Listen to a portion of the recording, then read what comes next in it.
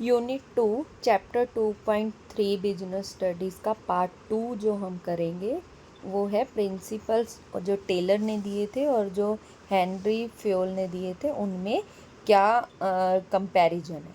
तो देखिए, जो हेनरी फ्योल और टेलर के सिद्धांत थे उनमें कुछ समानताएं भी थी। जैसे पहले समानता थी कि दोनों ने ही प्रबंधकीय समस्याओं के समाधान पर ध्यान दिया।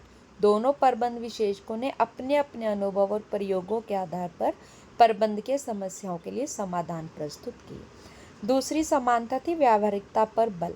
दोनों ने ऐसे सिद्धांत प्रस्तुत किए जिन्हें व्यवहारिकता में लाया जा सकता है, प्रैक्टिकल यूज किया जा सकता है।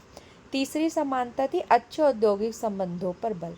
दोनों का यह मत है कि यदि स्वामी और श्रमिक में अच्छे संबंध हो तो उद्देश्यों को आसानी से प्राप्त किया जा सकता है। तो ये तीन उनमें समानताएं थी, लेकिन इन दोनों फेयर और टेलर में कुछ असमानताएं भी थी, अंतर भी थी। जैसे पहला था संदर्भ।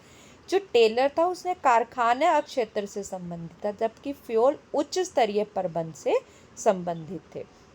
विशेषक, टेलर कुशलता विशेषक थे और फ्योल प्रशासनिक विशेषक थे।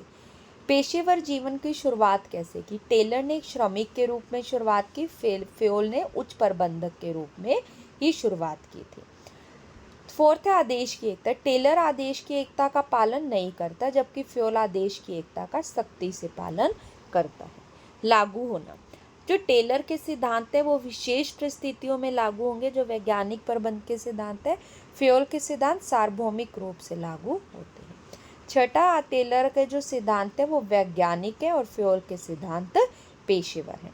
तो जो टेलर और हेनरी फ्योल हैं उनके सिद्धांत जो उन्होंने सिद्धांत जो दिए उनमें कुछ अंतर भी थे और कुछ समानताएं भी थी। तो ये था इन दोनों का comparison. 12th class business studies chapter 2.3 का पार्ट 2 हमने इस वीडियो में किया है।